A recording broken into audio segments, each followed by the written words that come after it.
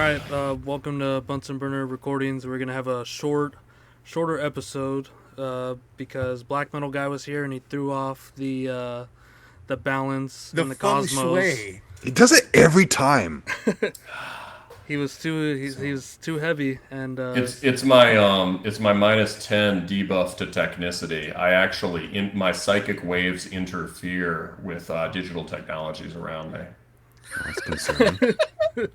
Yeah, we should have been around a bonfire for all the listeners to hear this, but Yeah, we had a lot of fun before you. Well, I was gonna say something else before you people showed up. Oh man, we didn't get to do the fucking the listener questions. We lost that. we'll do that next time. I guess we'll have to do that next time. Did we wait? We lost all of the We listener lost questions. everything. We lost everything. Wait. Oh, I see. From the entire beginning of the episode. Yeah, we lost everything. Oh, Paul, you gotta save those in the breaks. I was saving them. I was saving them, or I was trying to save it like right here before we go into the next album. And when we were talking about it, it was fucking non-response in Google Chrome. So yeah. See, I now thought you meant- Black Metal Guy's gonna piss and cry. No, we had a lot of good talk in there. Damn it! No, I we're thought you meant gonna. we lost from the when we started talking about Ramlord, not that far back.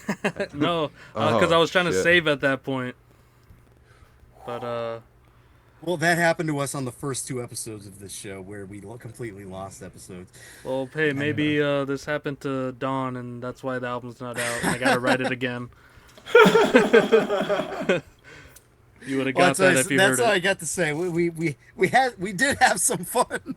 Now we're having to just kind of. We catch up. recorded like a. We like 2 recorded a hours. fucking 2.5 hour episode that, I know, frankly, man. had a lot of good content. I think. It did. Yeah, It did. it That did. stinks. Goddamn Yeah. Chrome. God damn. This is the Chinese democracy of podcasts. Yeah, there was Alright. some outer forces in play. Yeah. Undoubtedly Chinese democracy itself. Okay. You know what? It's China. I don't know about you guys, but I don't think we should lose completely everything. Is there a possible way we can quickly? God, we had so much content. There's no way we could run through everything. God damn. Are you sure Paul, are you sure there's no way to download Clean Feed? Does Clean Feed not have an option to download what we've already got again? No, so when I jumped back into the clean feed, it didn't have that recording right there. It just showed you guys on the mics. Right. So there's no download. Right. Yeah, so yeah. there wasn't any, unless I had the pro version. I think it saves. So Like usually, clicks so and what? I mean, it's really, to be fair, it really is designed it should have worked. It's Yeah. designed for exactly these situations, so that the person who's recording can save it Yeah. whenever. That is a. I don't think that's ever even happened to us. That is pretty fucked, man. Yeah, it was like while you guys were talking the whole time, it was just splitting that blue wheel and saying non-response, and then when a gray little window, and yeah. I think we got censored by Clean Feed. I think they don't want us talking about Ramlord's Stench of Fallacy from 2011. It's too stinky. Yeah. But So nothing got saved, eh? nothing. Just right now, 4 minutes. Son of a bitch. Yeah. That hasn't happened since episode -1 and -2. Yeah. And that was because That the don't computer. exist. That was because the laptop died. No. Let's ram this Lord. No homo. And you're recording now, right, Paul? So Yeah. let's go. But yeah, after all these technical difficulties, we're here. It's gonna be a short episode, and I think we're more morose about not having the content than you guys. It was a really good one.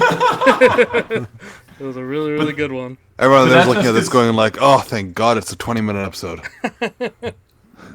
What the hell did we talk about in the first half? Let's see. I said I heard Angel Witch really early.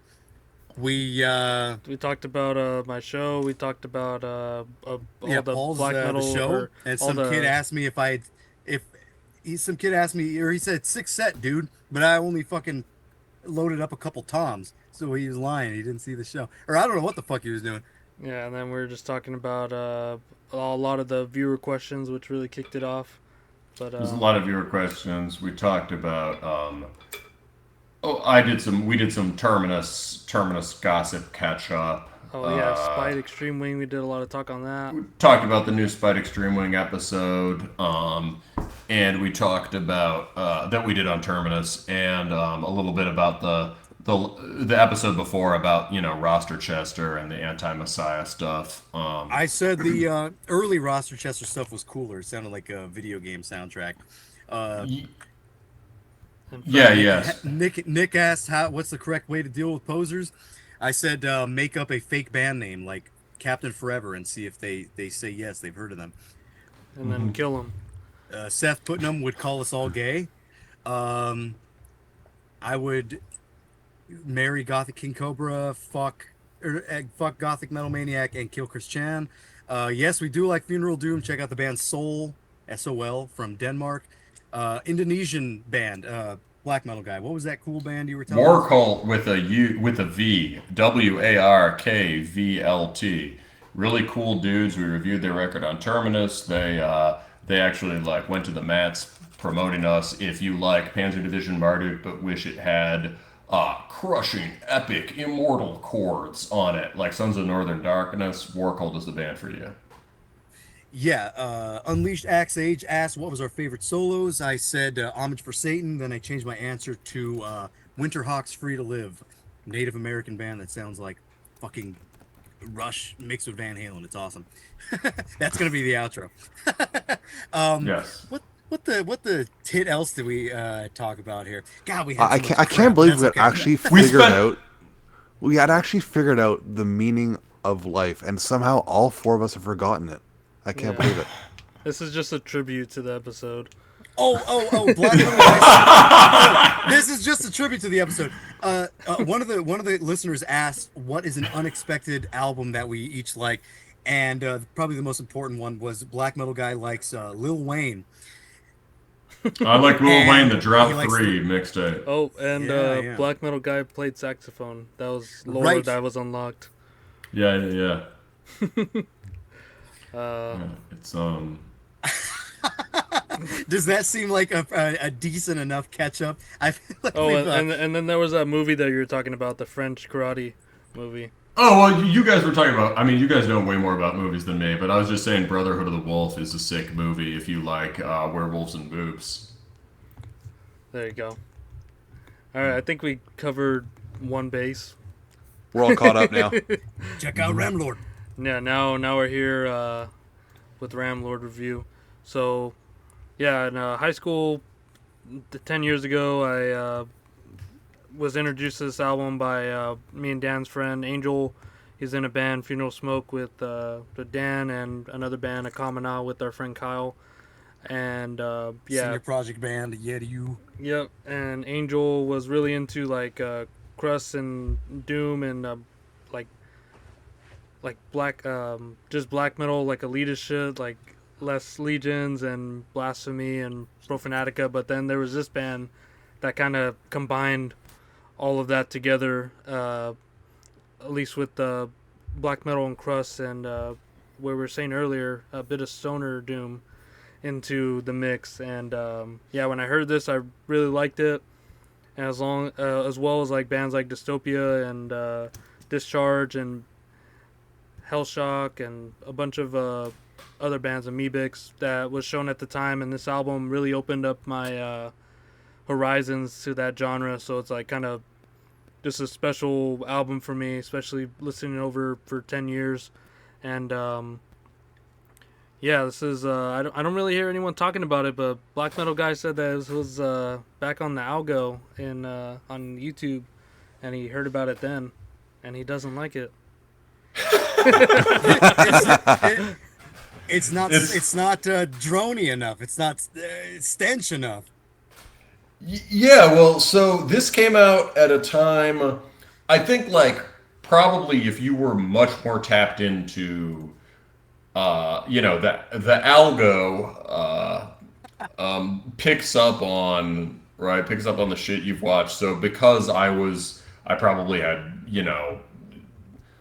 watched more like crust vids or whatever, listen to more crust records or whatever. Maybe it showed this to me more. But it was a very frequent a thing that would show up frequently on YouTube back in the day in the early 2010s. And this is at a time when the phrase blackened crust was on the tip of everyone's tongues. I think back then I listened to it and didn't think about it too much. I just didn't like it. Now I hear it, and the thing that's interesting about it to me is that a lot of the other quote unquote black and crust bands basically just sounded like were basically just sort of beefy, sort of later Dysphere style D-beat bands with screamier vocals and a Dark Throne riff or whatever. Like a lot of the shit that was on the site Cult Nation, fucking miserable.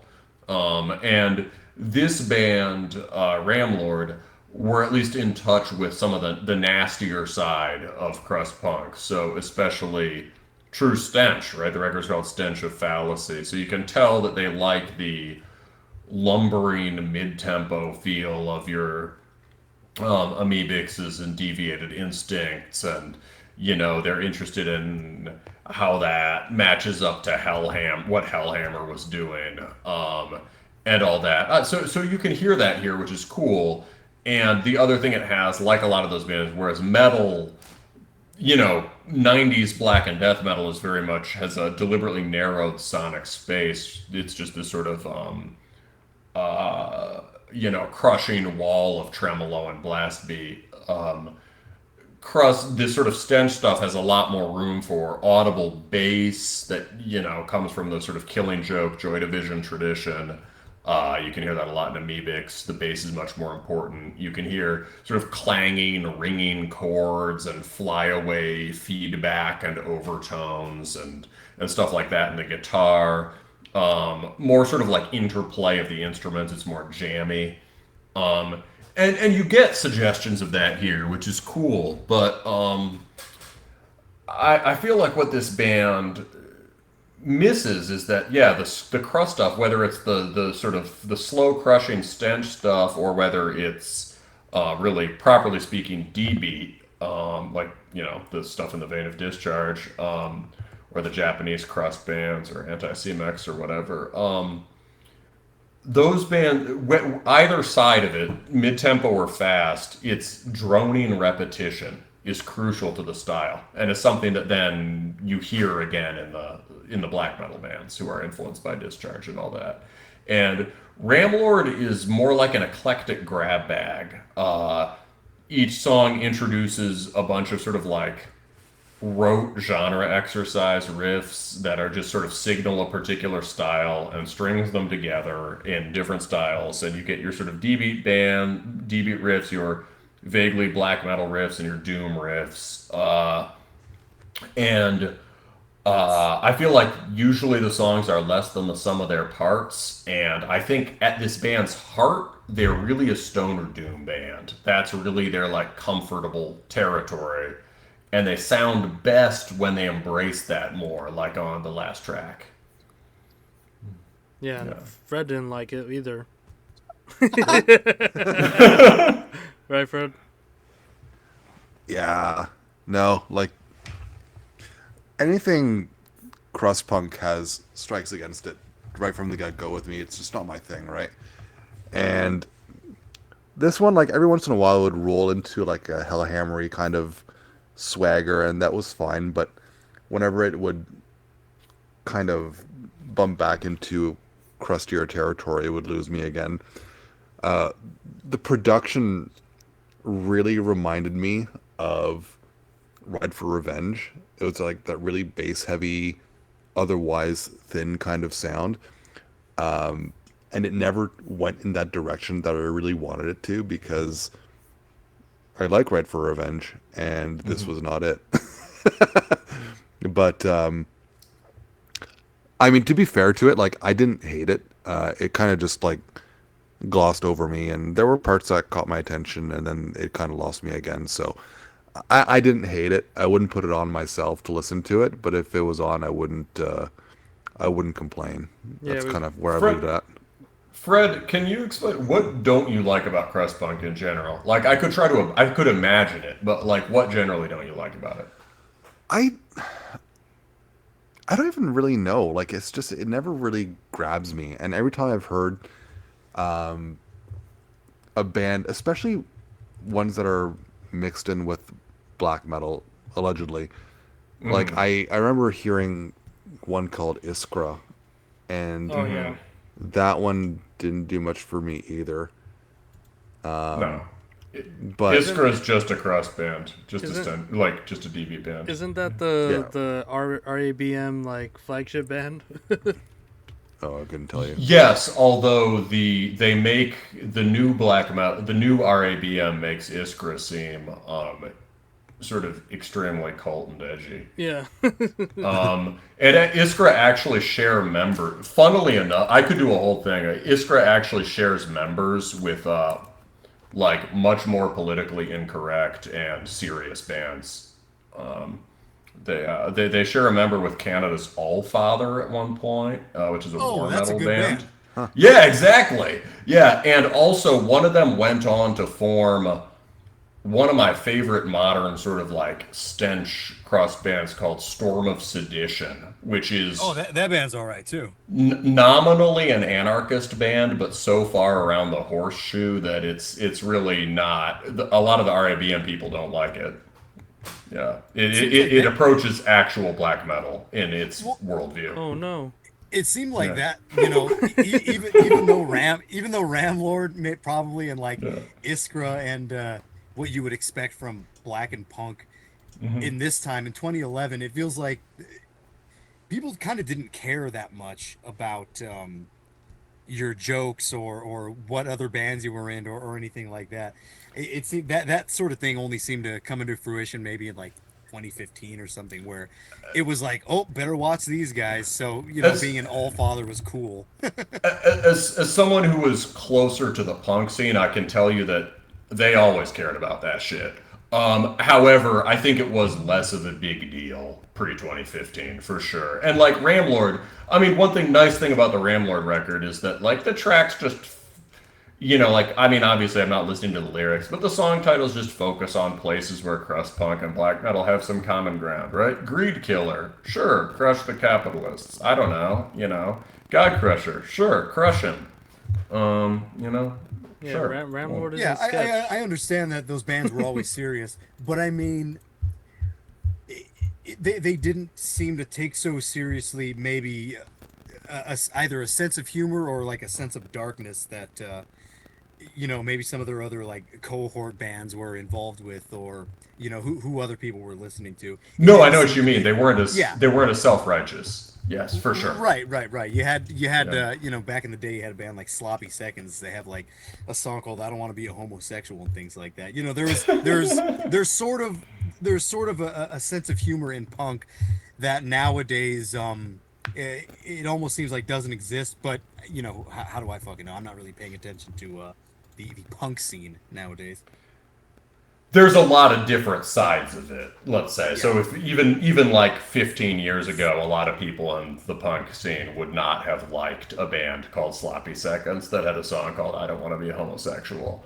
Right. But I think it was a lot more common there was this weird period in the 2000s and early teens where people on the punk scene were beginning to listen a lot more to extreme metal and working out what they thought about it, and were generally a lot more open-minded, you know. Yeah, it kind of brings to mind another band called Fang. They had a song called "Destroy the Handicap," so you know, something like that too. Oh wait, yes, Fang was awesome. That was on the old Aesop blog, right? I'm not sure. Cosmic Hearse. Destroy the handicapped. Yeah. Yes. Yeah. Cosmic Hearse was a nexus for all that. It was sort of like Cosmic Hearse, the Aesop's blog, was like where the Krusties discovered black metal. And so it was, Yeah. yeah. Yeah, well, something that I did say before we got cut off there was I actually do like. I hear that noise again. Are we getting cut off again? No, it's Fred. Oh, it's Fred just fooling around. Yeah. What? Okay. Okay. Yeah, I was gonna say sort of the exact opposite of what you were thinking about some of these bands being droning, like Axe Grinder or you didn't bring up Anti-Semics before. I was actually thinking about them. I actually wrote them down in my notes. But yeah, they are really repetitious, aren't they?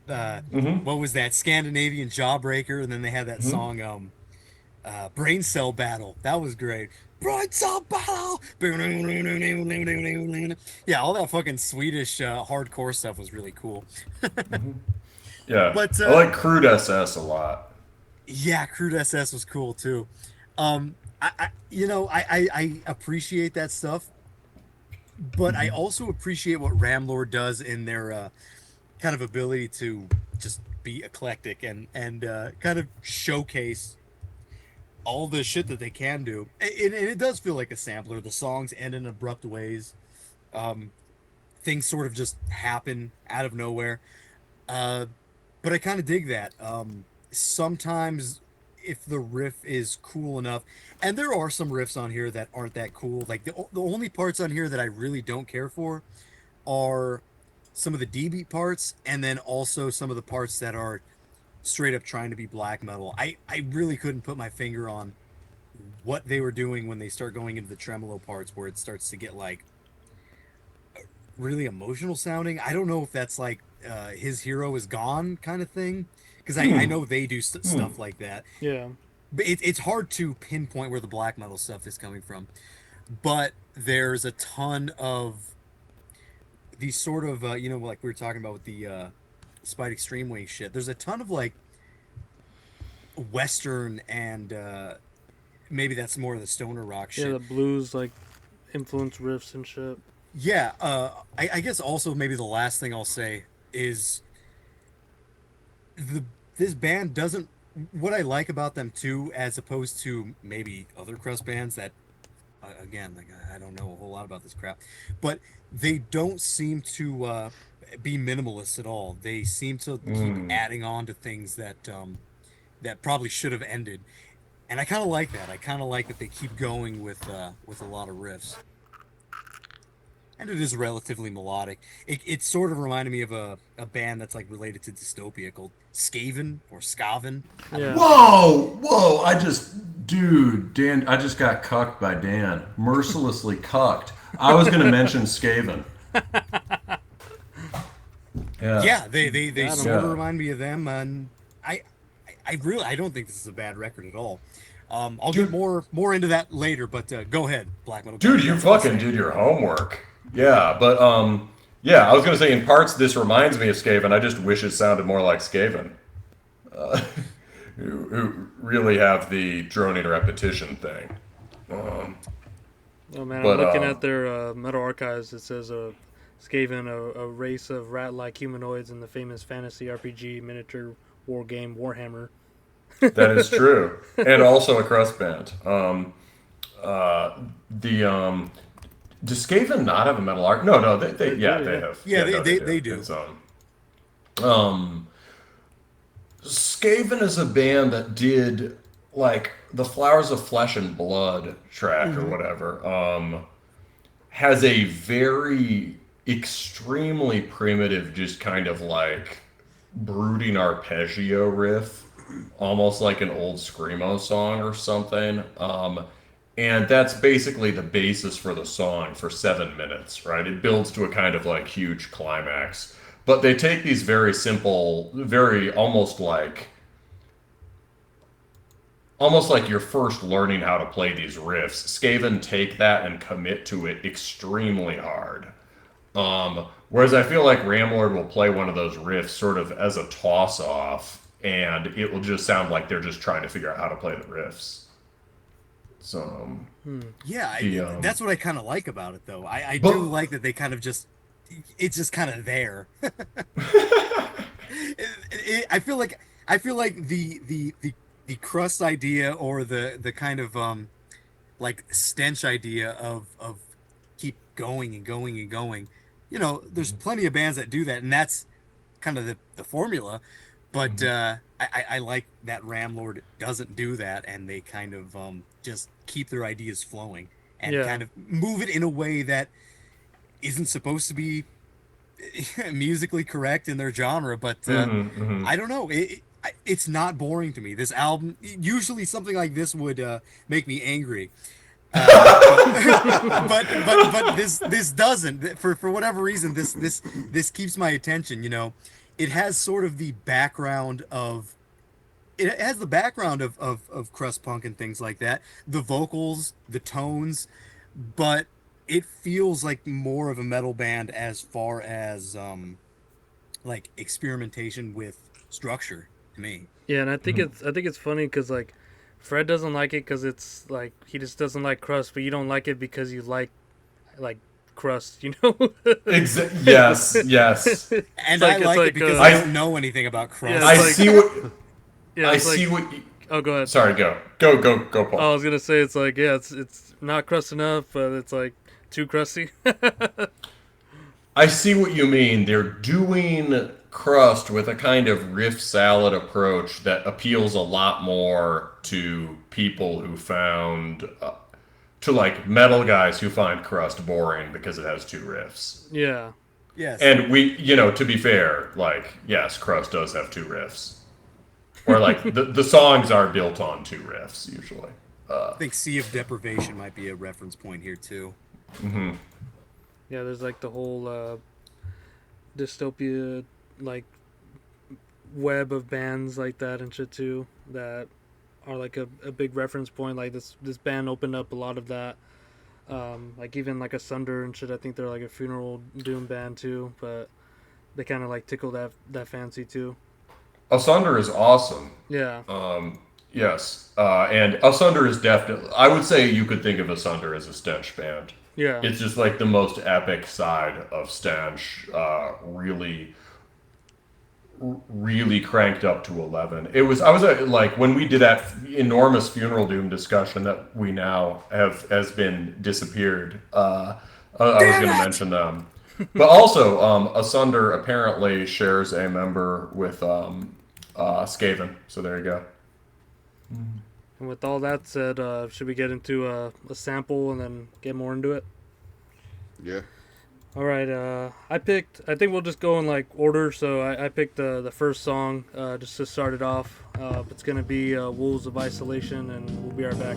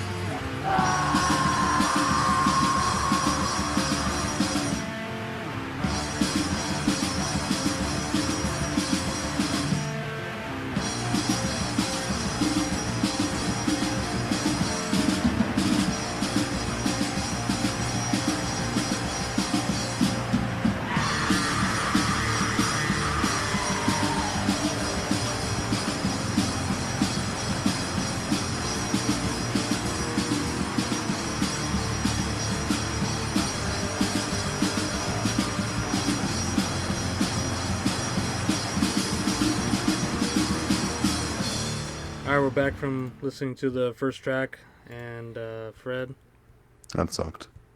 this episode sucks right now. But yeah, what do you think of that? I was like going into this album, I feel like it's a perfect opener. It doesn't really have any of those stoner riffs in there. It's more of like I call it like black metal because they're just doing like tremolo shit and.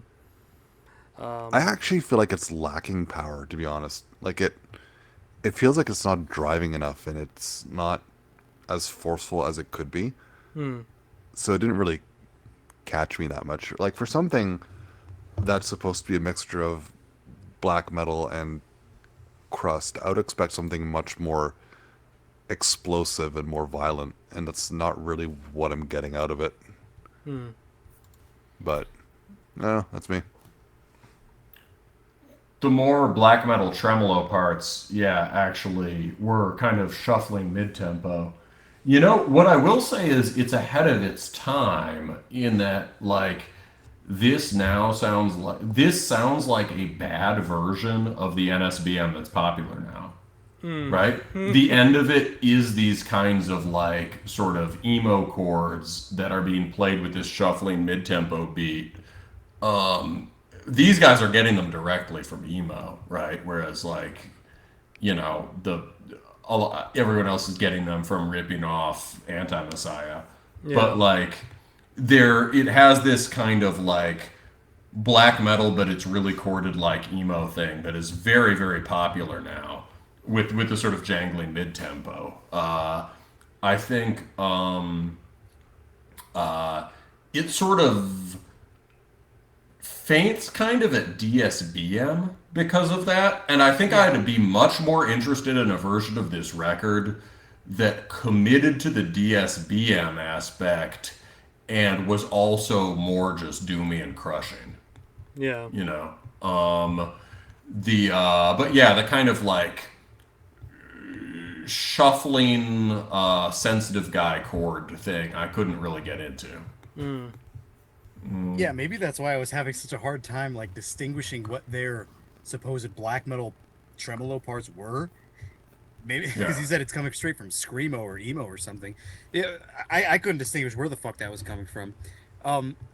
Something that this band reminds me of a little bit is a band that was part of the Black Twilight Circle that had a demo and like a song on a comp or something. A band called Axeman.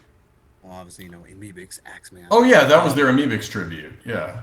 Right. But that sort of leaned into more of the, like, speed metal 80s aspect of it.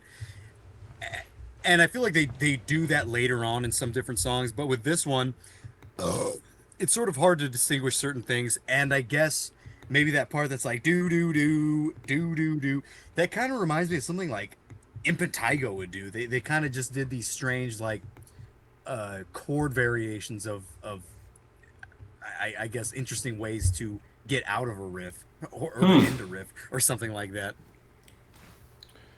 Yeah. But I did like the intro of the song where it kind of has that like adventure rock beat. Yeah, it's like a DB riff. Yeah, that's almost like a Les Legions Noir kind of thing.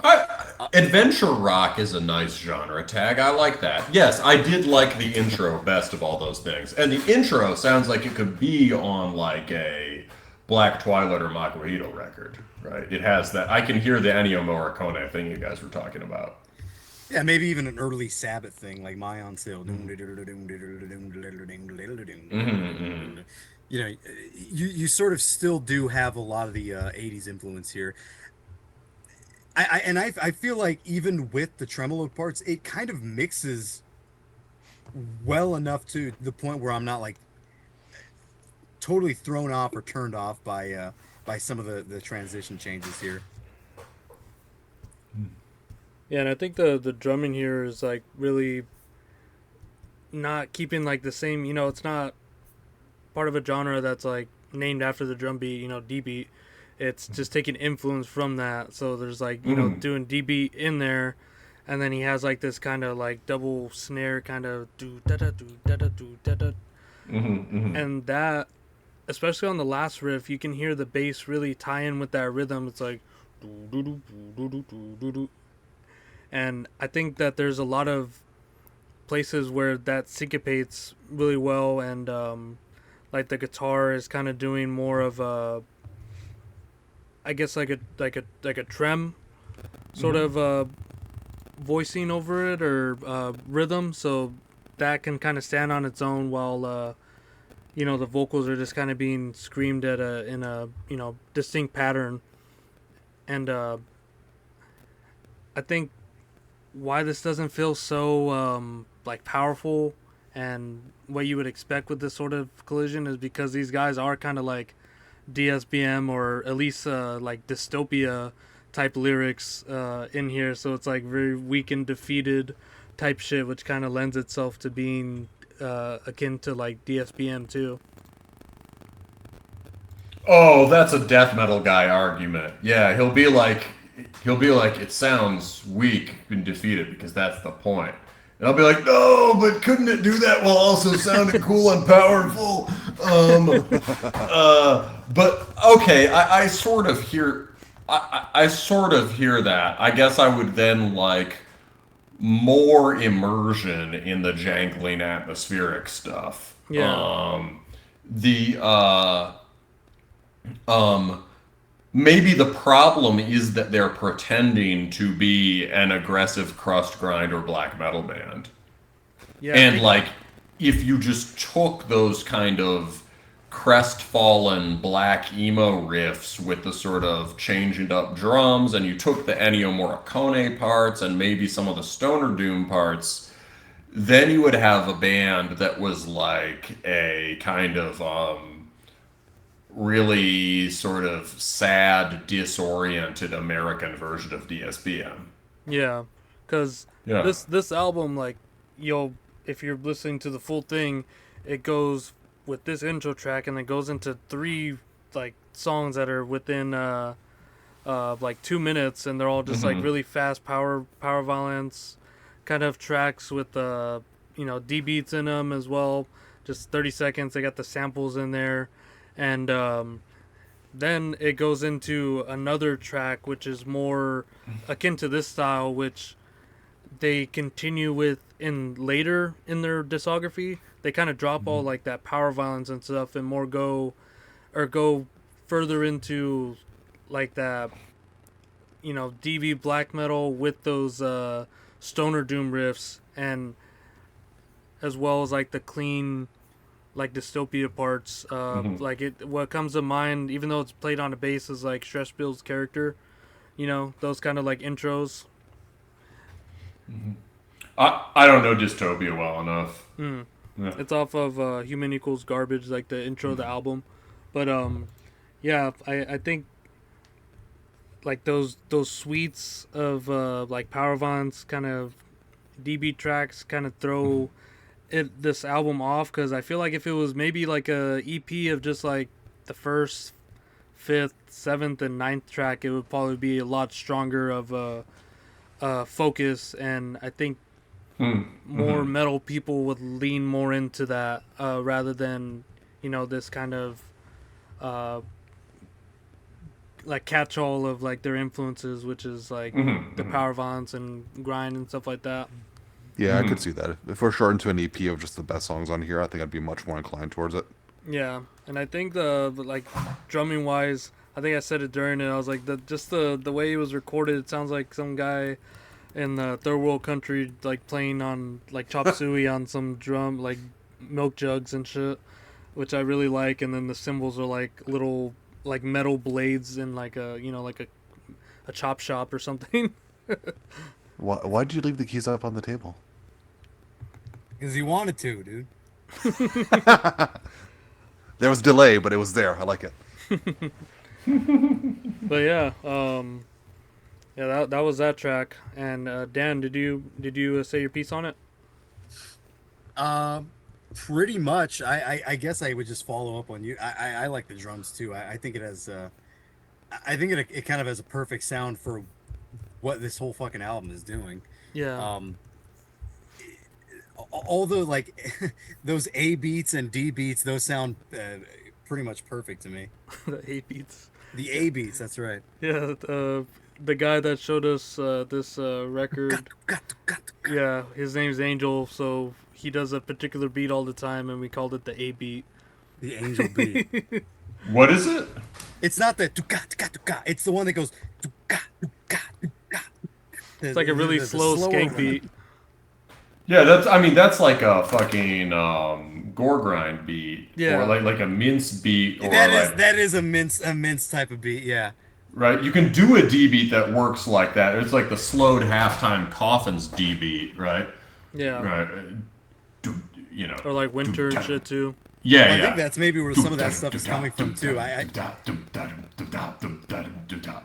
did see a picture of these guys. I saw the drummer was wearing a fucking Coffins t-shirt, so I mean maybe that has something to do with it too. Yeah, for sure. That was one of the influences that they listed here. You know, Coffins and Dystopia, Discharge, and they're also Ramlord, and they're also saying you know, Venom, Blasphemy, Abigail, Saint Vitus. Yeah, sounds like none of those bands, except for, you know, like, really none of them except Venom, maybe. Yeah. I think that's part of the problem. This band thinks they're much heavier than they are, and really what they're approximating, like, I don't know, like, there's some sort of, the underlying thing is some sort of crusty screamo grind thing, kind of like a slow version of Cloud Rat. Or something, right? Cloud Rat is a band that was big around the time of Ramlord. I feel like I could have, you know, my feeling about this band is like, if they'd been from my area and had played in my town, I would have gone to see them, of course. Like, what else am I going to hear like a band that listens to these bands playing? That's fucking rare enough. And I could have, you know, had fun at a show of this, but as a retrospective look at it, I just can't get into it. Yeah. Yeah. Like, I would have gone to see these guys and hoped that, like, what do you think of their, Paul, how would you rate their later stuff? Is it better than this, or is it worse than this? It's much more focused on, like, the parts that you wouldn't like the stonerish parts, as well as, like, the really clean kind of, like, Dystopia intro part that we just heard, like, a lot of that stuff.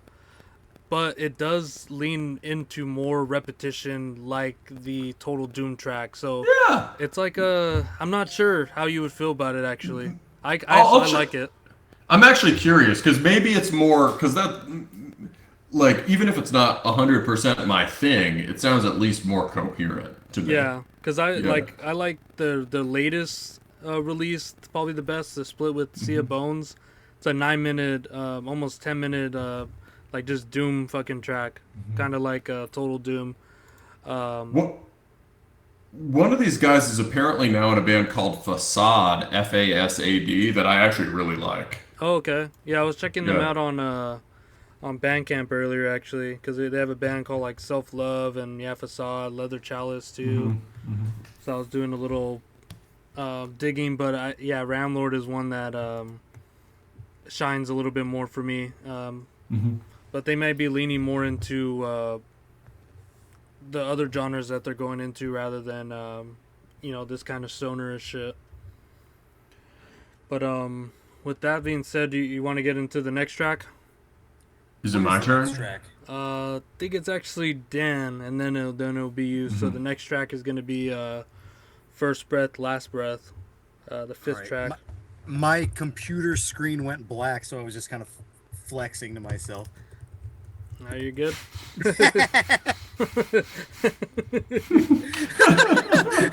What we all do in the darkness.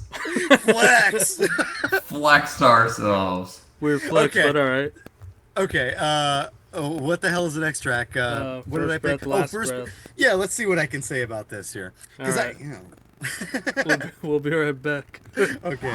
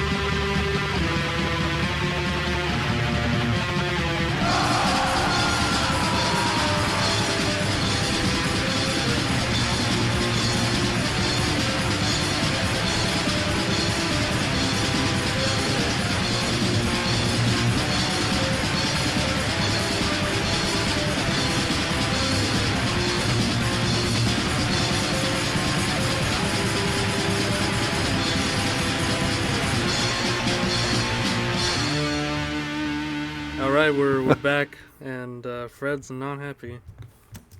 No, that was terrible. Yeah. Usually I go from that sucked to that ruled. ruled. Now it's just like that sucked to that was terrible. No, like I think originally I said that I would be okay with this playing in the background. I wouldn't turn it off.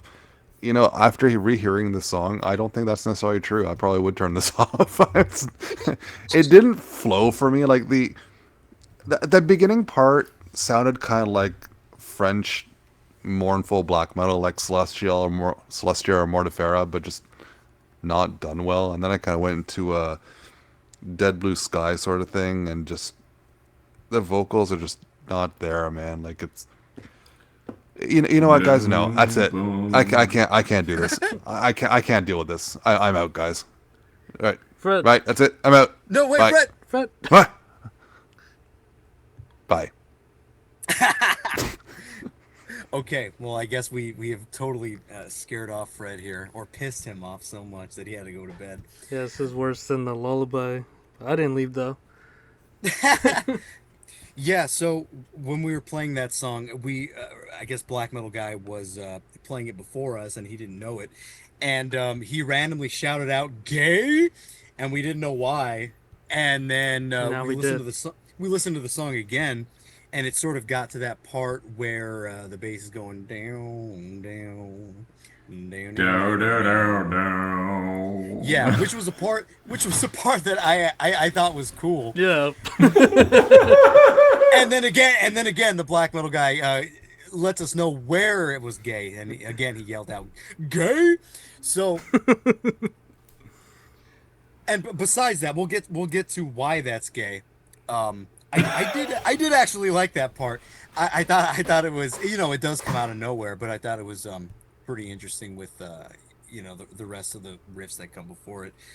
And then after they break out of that, they go into this D-beat riff. And I told these guys that those were my least favorite parts of this album.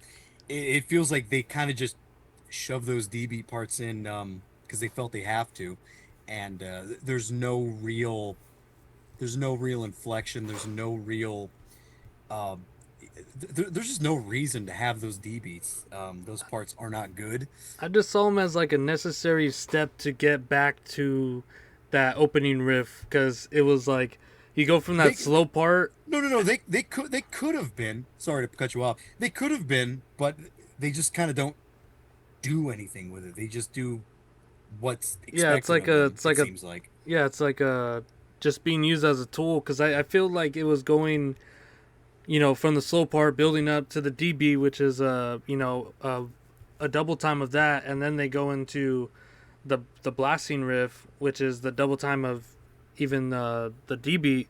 So it's like I feel like they were using that as like sort of to bridge that gap in between, but it did go on for quite a while, and I understand that's part of the genre, but I mean there probably could have been a better filler riff there to actually make it more memorable and an actual asset to It to didn't the have to be a track. filler riff. It could have been basically anything else Yeah. other than Yeah, that they riff. could have Just been a good dum, riff. dum, dum, dum, dum. They Yeah, this band has a really hard time getting from riff to riff. And I'll talk about that more on my sample, but I almost can't name a single thing on this record that isn't a jarring transition or something that requires a transition riff to get from one riff to the next. Or something that's gay. Yeah, so let's talk about the gay part. Boing, dong, da da dong dong. I'm I'm not totally like gay. I'm not like I'm not like unconditionally against riffs like that, right? I mean, there are things that I like that sound kind of like that. It's a bit like a Mogwai riff or something. It's like a sort of sensitive. Yeah, it's like a post rock It's riff. like a bluesy take on a post rock riff, right? But it just. I can even kind of hear how it has. I think this is something one of you was getting at, that it has something melodically to do with the turnaround and the trem riff before it. Da, da, da, da, in the sort of celestial riff, but Oh like yeah. it just it comes out of nowhere, and the risk that riffs like that have is of signaling very hard to the listener how profound they are without delivering. It's like, this is a very sensitive riff, and it just kind of sags down to the root. This is a very sensitive and poignant riff. That's why it's major key. Now you singing it. And it just, any sort of intensity gets completely dispersed, and then somehow we have to up the intensity. So instead of doing an earned crescendo, which might link it back to real post rock and to good stench bands like Skaven, they just play a D beat out of nowhere, and it sounds totally forced. Right? It doesn't have any internal momentum or motivation to it. It just drags, and then we got to get back to the sort of MySpace DSBM riff, and that's and that's the end of that. Like I kind of I like Celestia, and I remember like liking riffs like that when I remember liking DSBM riffs like that when I first heard them on MySpace. But like, yeah, I think the thing we're getting at is that there's a weird thing where if this band committed more fully to the gay parts, it would be better. Like the things, as Paul was saying, the things that are really getting in the way here are the attempts to be hard. Like, are the kind of like the throwaway sort of grind tracks and the D beat riffs, which don't really link up to anything. I even But feel like the fucking tremolo black metal parts kind of don't belong here either. they're not like good, but if you took the trem riffs from this track and you combined it with the sort of sad stoner doom parts, you would at least have a consistent vibe. Does that make sense? Like, you could get somewhere between sort of DSBM, simple DSBM riffs and kind of emo post rock slow stuff, stoner Wouldn't slow that just stuff. be like Funeral Doom at that point? Yeah, but it wouldn't. But like Funeral Doom sounds like, like Yeah, gothic doom and Candlemas and Graveland and fucking And at the uh, same uh, time, like really fucked up death metal too. yeah, exactly. Like Funeral Doom sounds like extreme metal. What you would get out of this is some sort of American sensitive guy version of Funeral Doom, which could be really cool, like a parallel universe analog to Funeral Doom. That could be. I might actually like that album, or at least want to hear it. yeah, Right? It's like this sort of like crust and emo and post rock parallel universe version of Funeral Doom, right? Sort of Well, like, yeah. what do you think of Gallhammer, the Japanese band? Because they kind of are in that territory. If you listen to Gloomy Lights. Gallhammer is great, but they're a lot nastier than Ramlord. Hmm. Like, I feel like, at least from what I remember, they're much more focused on actual Hellhammer sounding stuff, or like Killing Joke, amoebics dissonance, and weird arpeggios. Yeah, I think that when you're saying more of like the Joy Division, Mm-hmm. Killing Joke sort of influence on like Stench, Mm-hmm. this really doesn't have any of that. It's more of just like DB part, DB riff, and that's what they're kind of taking away from that. And I think that their crust influence is more of an attitude and aesthetic for this, but they just kind of want to play stoner doom. Yes, I think that's true. I think that's one reason. Yeah, the reason I don't like it is that ironically, the well they're drawing from in terms of stench and DB is pretty shallow. Um, and you know what they've done? There's a role in this formula for more epic or textured or whatever parts with more sort of melodic and harmonic color. In the traditional stench or whatever, that's filled by the amoebics Killing Joke kind of thing. Yeah. Here they've got it's being filled in by emo basically, and Yeah. like the emo DSBM stuff. Yeah, I think Um, I think we just solved this. No. well, but yeah, so should we go to my sample? Yeah, let's do it. So this is where the waves still crash. This is another one of the one that has some more trem riffing in it. I feel like this has some riffs that some like as Fred said, kind of R.I.P. vaguely. Fred again. What? I said R.I.P. Fred again. R.I.P. Fred. Pour one out for the fallen. Ramlord got Fred, but they won't get us. Um, the Where the Waves Still Crash has some more plausible kind of depressive blasting and sort of metal riffing, but then sort of gets into more of the structural problems that I think just happen here throughout. So this one is a little more focused on this is closer to an aggressive Blackened Crust track, and there are some parts that work and some parts not so much. All right, we'll be right back.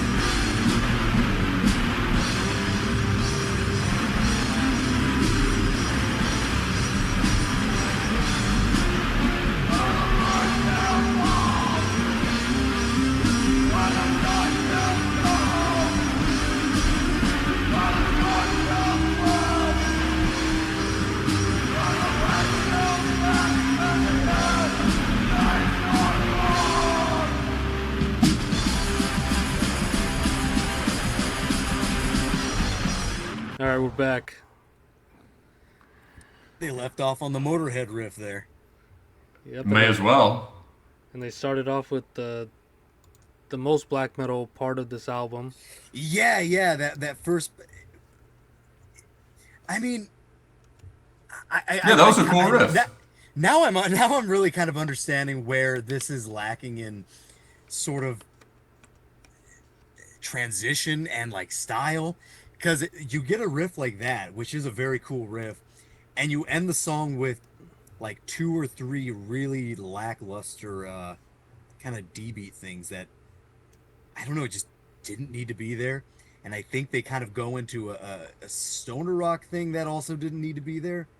Which is a variation on the second DB riff. Yeah. It was a Da-bum, ba-dum, ba-dum, bum. Yeah. But how many times have we heard bow now, bow, bow? Yeah, I mean, God. I mean, what is that? That's like Sleep Dragonaut. That's like. It's just no. That's not. No, it's like every. It's like every bad Electric Wizard song, right? Like you don't do Sleep like that. Dragonaut's a great track. That is a great track. Yeah, instead of having the you have and Dragonaut sounds way harder. I mean, that's got chugs, that's got like intense rhythmic interplay. This is just like slanging and banging, man, slanging and banging. Wow, wow, wow, wow. It's, like I said to you, it really does sound like a high school band kind of, or like a garage band. Sort of just kind of, jamming it out a little bit. Yeah, and you can tell from the photos that they were very young when they did this band. I don't know how young, but that's kind of the feeling, I think, is that they weren't like, obviously, feel free to record this record and put it out as a demo or whatever, but I think I think they got too much attention too early.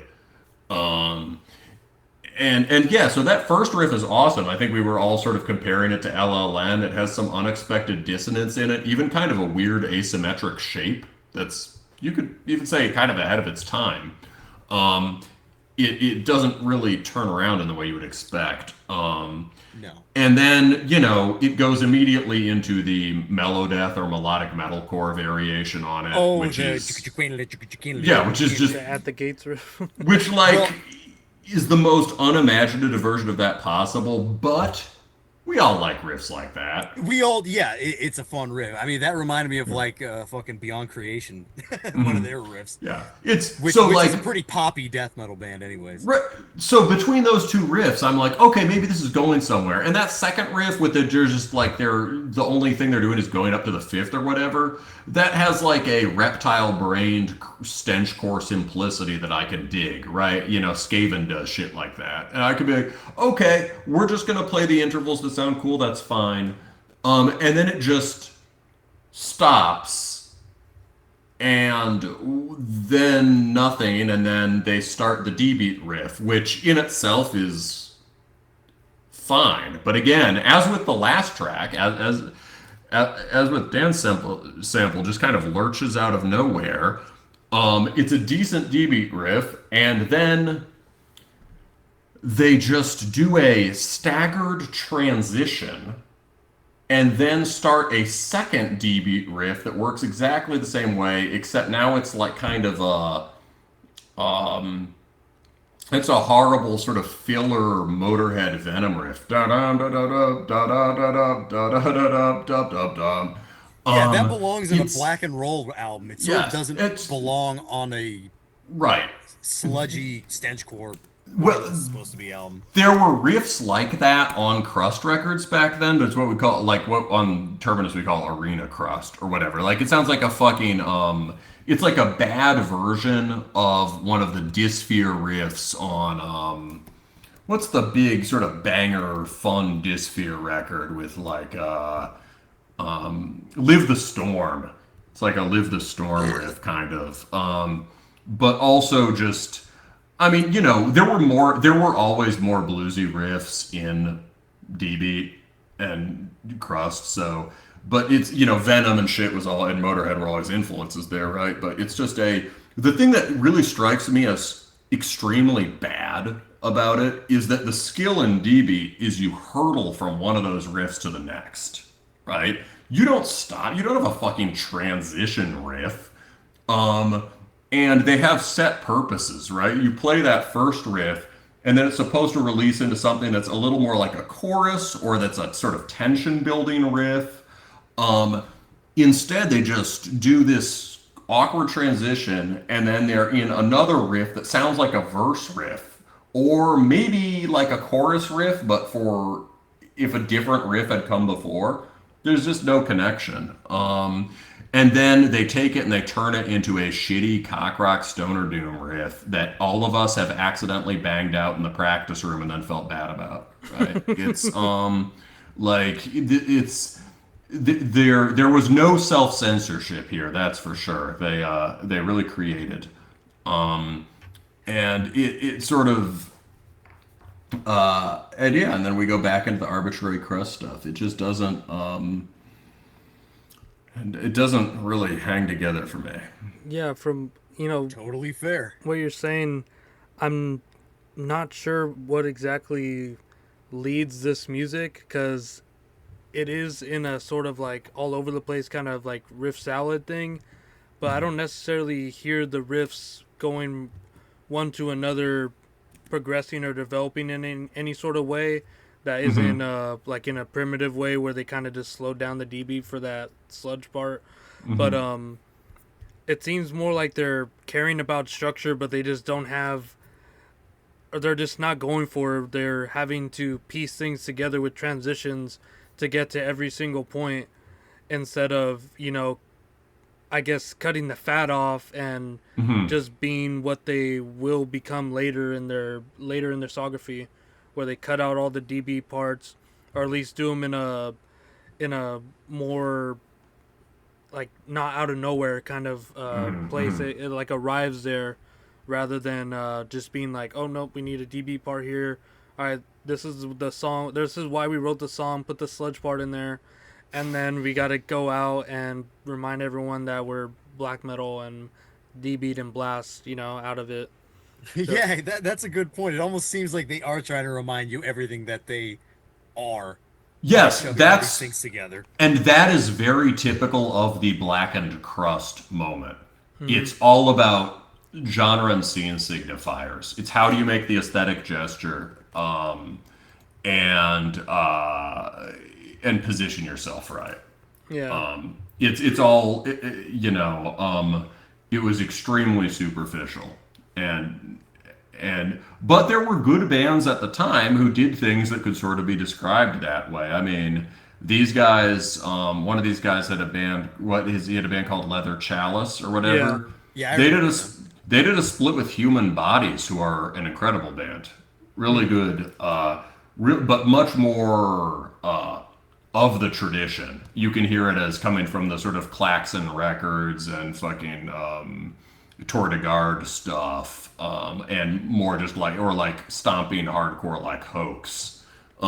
Human Bodies is sort of like, it's got a lot going on, but it's got a very clear idea of what it's doing. And that guy, I talked a bit to that guy back in the day. He was a serious black metal dude as well. So there were various sides of this tendency, but I find some of it, like, I found a lot of it very superficial, even though I liked black metal and I liked crust punk. Yeah. Like, at the beginning it was like, this isn't crusty enough for you, it isn't like black metal enough. It's taking, I honestly at this point don't think that it's taking anything from black metal besides like, the like Hellhammer isms. But and then from crust punk it's just kind of doing the DB riff, and then just the whole aesthetic of it, as well as like tone and whatnot. And yeah, it does seem like a big chimera of things that just aren't working out, even though I don't know, I got some nostalgia for it, and I do love the gay parts. Well, Yeah, I like so the I gay think parts too. I think if this was the first time that or not the first time, right? You were listening to a bunch of other bands like this at the time, but if it was part of your getting into the Yeah. more sort of ragged and metallic side of punk, I can see why you liked this for sure, right? That makes sense, and I agree with you. I don't know if I like the gay parts, but that's clearly where the heart of this record is, and I would definitely be much more interested in a record that focused on those. Yeah. Yeah, that's what I thought too. Those were my favorite parts. The gay parts are my favorite parts here. Yeah. And should we get into the best song and also the gayest song because it has the most of those parts? Well, this song, pay attention to. I think it's the second riff. I think it's a pretty great riff. Whether or not it's, I think it fits in pretty well too. It seems to be one of the cleanest transitions that they have. Yeah, there's one really good riff on this record, and it's on this song. Yeah, It's probably the second one. I think it's the one that will stick with you. Yeah. It's the answer. They do the verse riff, and then there's a Yes. riff that's kind of the response to it. Yeah, the and it's really good. response riff is pretty ultimate, and you know, I don't know what this band really did after this. I don't remember what they fucking did. I don't know if I ever checked it out, but yeah, that's the ultimate piece here. All right, let's get ultimate. All right.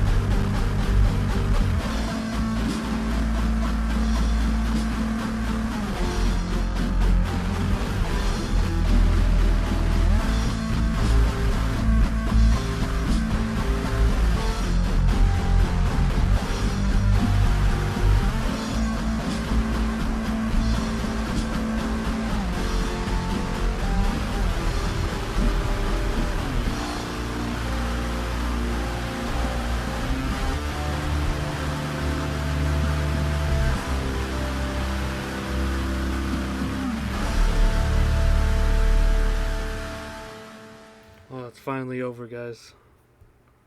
We're back from Total Doom, the best track on the album.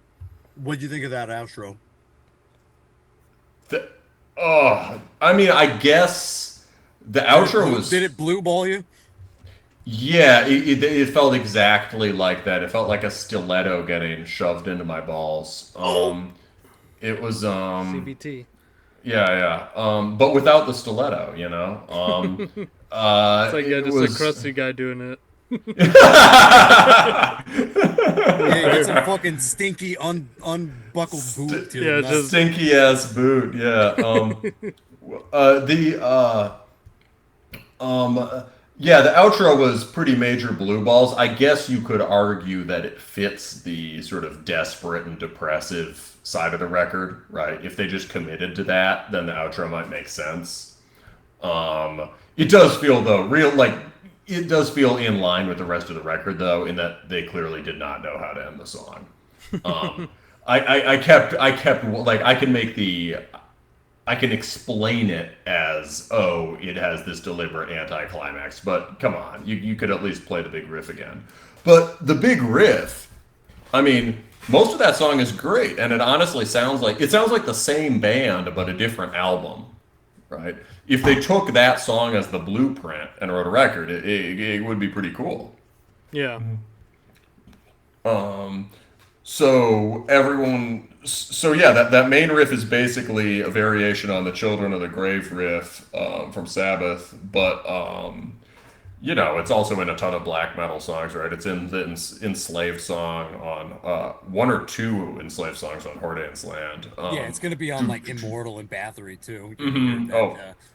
Well, I called it the '70s adventure rock beat. Yes. Feels like you're going somewhere. But yeah, that's a great riff. I feel like the vocal patterns are pretty decent there too. But then we also have that. Then we also have that follow-up riff too, which is probably the best riff on the album. Which they're like leaning into the reason they made this band to be a black and stoner band rather than crust. That does feel more black and stoner, doesn't it? Yeah. Yeah, that riff, it's just like a Queens of the Stone Age riff or something. There's something about it where it's almost like, it feels almost like if you were playing like if you were playing like an old school Polygon video game, and then suddenly something was just in completely crisp modern graphics, and then just it went back to being polygons. Or you just, just like the SpongeBob, like, still images. You know what I mean? Like, in terms of, like, the crispness of the musicianship and the clear definition of the riff and just, like, the time it's working on, that's, like, it's not, like, a super technical riff, but that's, like, fast and tight. And even the guitar sound tightens up and concentrates and becomes heavier there, instead of this sort of, like, baggy, warm, fuzzy thing.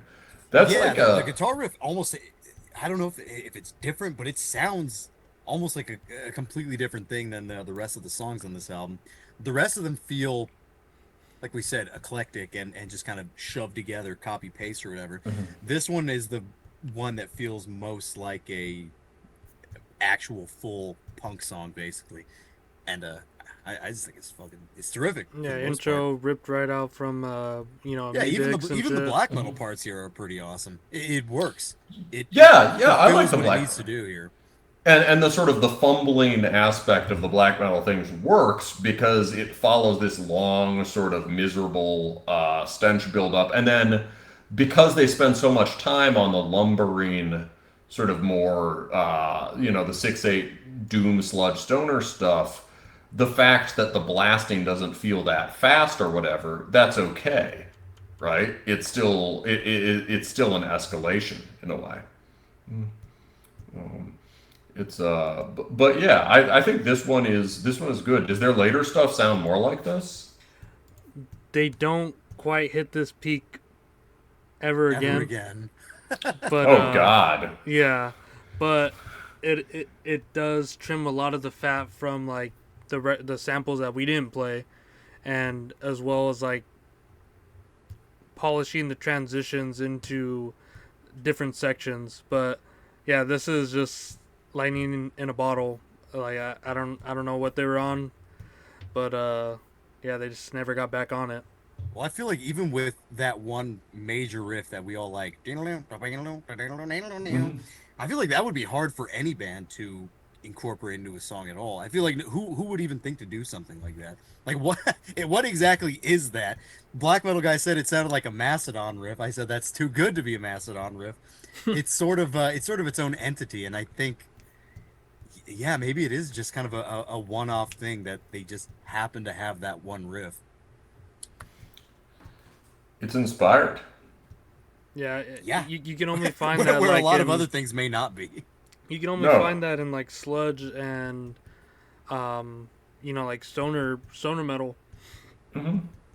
But I think I just feel the like way that's a that super sped up version of something a stoner metal band would. Yeah, it's the fact that it's sped up makes it so good. I mean, I think Queens of the Stone Age is the relevant comparison because they're a lot faster than the stoner metal than like the doom bands. yeah, that's true. Maybe we can compare it to Caius as well. I think that's the same guys as in Queen of the Stone Age. Yeah. It could totally be a Caius thing. Yeah, because that first Caius album fucking wrecked. Oh, you know who else would do it? The Sword. Yeah, the Sword would do that. Yeah, it's sort of just this like mishmash of. There was this sound back then that was sort of just this mishmash of shit that sounds cool, which is just like sort of your Metallica, your Stoner Doom, whatever. And something like Ramlord, the Blackened Crust Band was, I think, in a lot of ways trying to set themselves apart from all that, but at their best they really have more to do with like these kinds of stoner and sludge bands that were big in the early 2000s, or this kind of amped up doom, that this thrashing doom that the Sword did. It's that's just like what it is? That's like most of this record seems like these really strained aesthetic gestures where they're trying to show you all the cool genres they found. But like this track is them playing riffs that they like playing that sound cool. And it sounds like they got to the second riff just by playing the first riff a lot. Right? Yeah. A lot of the rest of this record has jam room energy in a bad way. Like you start playing a doom riff and then you sink into the doom riff and you never make it out. Right? But this track has jam room energy in the sense that like, okay, you do this sick kind of like gloomy Children of the Grave riff, and then you're like, what do we do after that? Suddenly you're just like, you just whip that out. The Benedict. And everyone's like, whoa, that's sick. And it's almost like he spent weeks practicing that riff, just that riff, to just absolutely nail it there. It almost sounds like a different guitarist tapped in. The bassist is like, all right, this is my riff. I mean, not even comparing it to the rest of the album, but comparing it to a lot of other things, it's one of those things that sticks in your head and you're like, God, that's impressive. I wish I could have written that riff. Yeah, I don't know. Sure. I think this riff is I'm wearing like the rose-colored glasses for the rest of the album. It definitely for me at least makes up for everything that it's lacking with, like especially like the crusty DB parts and stuff, and like the power violence sweet songs and stuff. Mm-hmm. But this riff is incredible. I like the riff. Good riff. If Fred were here, I think he'd like it too. Well, he did say he liked Total Doom the best too, and I think that's just kind of obvious that Total Doom is the best song, and it's got the best song title too. Yeah, this band could have just dropped this single and been fine.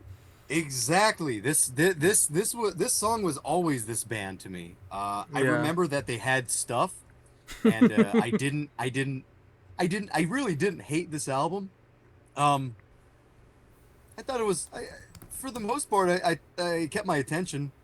I don't have the same sort of sort of like dissecting power as the black metal guy does here.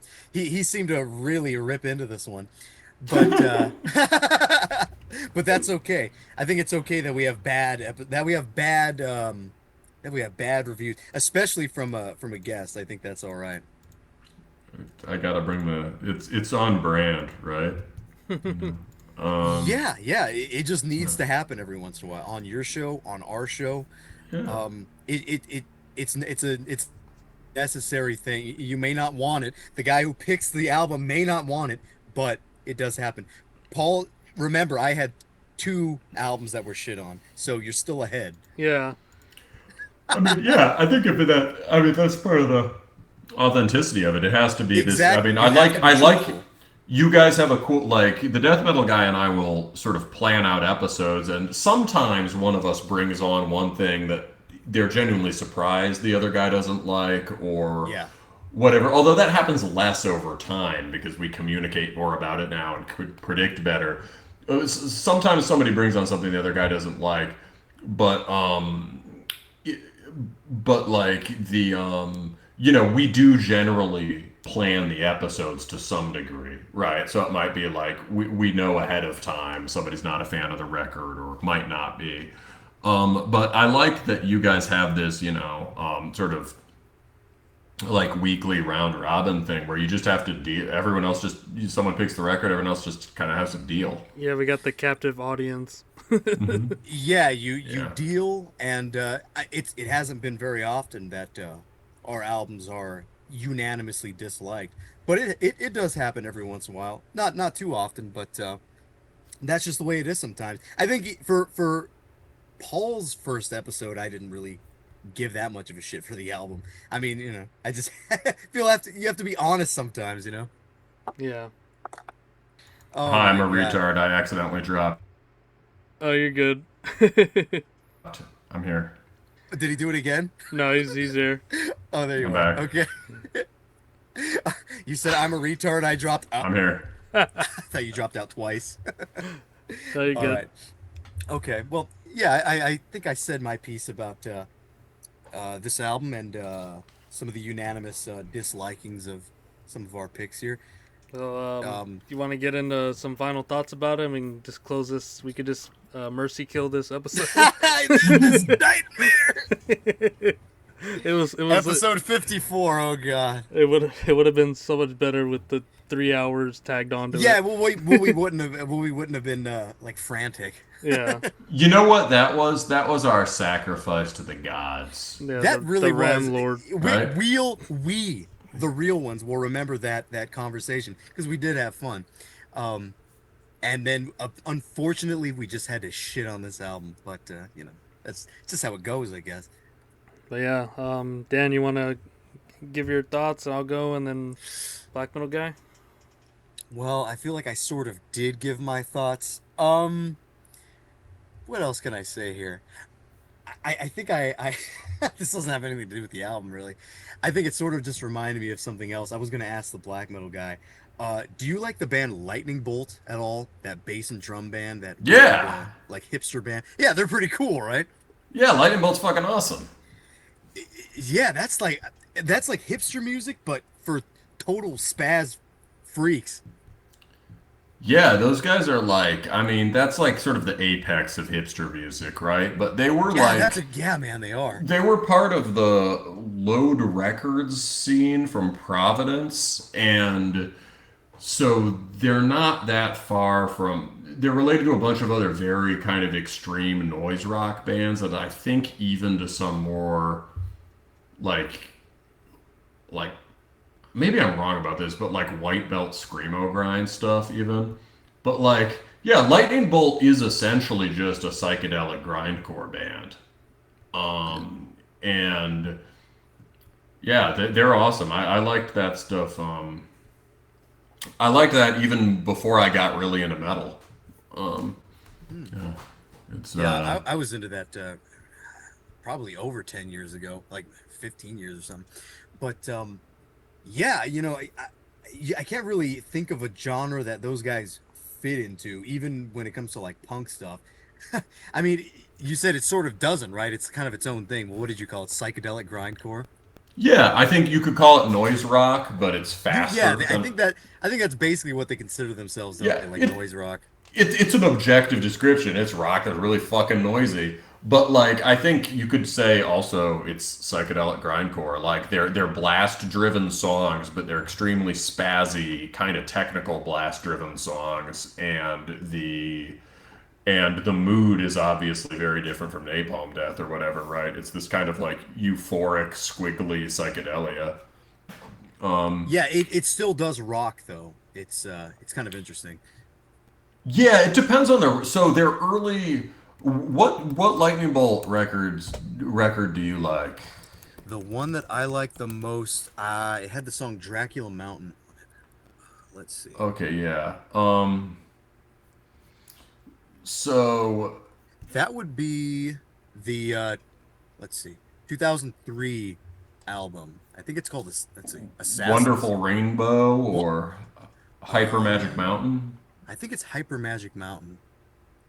Let's see. It is no, it's Wonderful Rainbow. That's the one Okay. that I was listening to. So I listened to Ride the Skies and Hyper Magic Mountain the I most, like that one too. but yeah, so they get more rocky, definitely by Hyper Magic and maybe also on Wonderful Rainbow. But like Ride the Skies is like really fucking weird. It sounds like um, it almost has something in common with like Krallis, but it's being played, but they're changing the notes way faster. God, that's a band I haven't heard in forever. Krallis. Because Yeah, they yeah, were yeah, kind of yeah. considered like a weird post-rock hipster black metal band too, weren't they? Yeah, yeah. Dragon Black or something. Krallis is one of the many bands that was pretty dumb and inauthentic, but in retrospect seems better and more authentic because of all the things that have come after.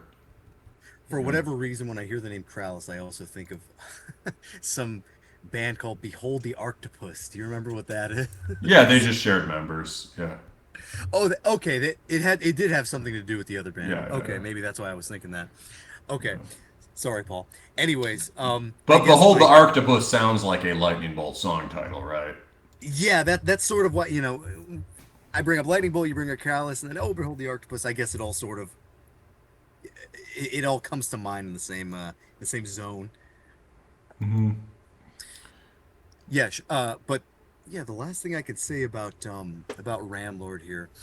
Well, like I said, we did shit on this album, but I still find it enjoyable, and I still think people should listen to it.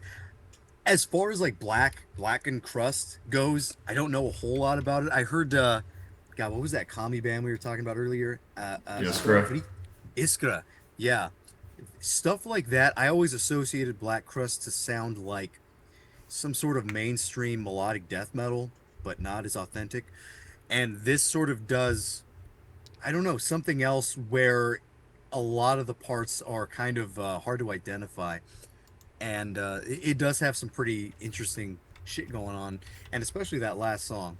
If I would suggest anybody listen to this album, and probably for the most part, check out the last song, Total Doom, because it is totally tubular.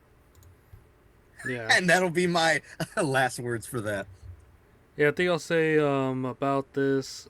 I got the decade of experience with this album and a lot of gates being open, a lot of doors and windows into other genres that I wasn't originally into. So like black metal guys said, like for this being like an introductory into like the more melodic side of like crust punk, into Stench and you can kind of see why I have this sort of attachment with it, and I think it is mainly dealing with nostalgia here, because, like I said, I have like the rose colored glasses by that last song, Total Doom.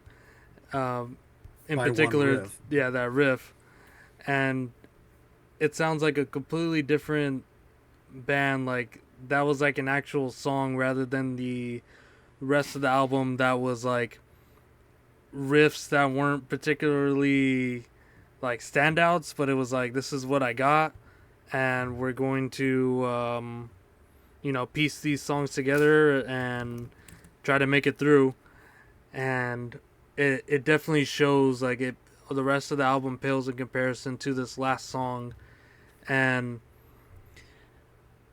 yeah, I think it begs the question for Black Metal Guy to do a Stenchcore episode to show me and everyone else all the good stuff, because I was misled here.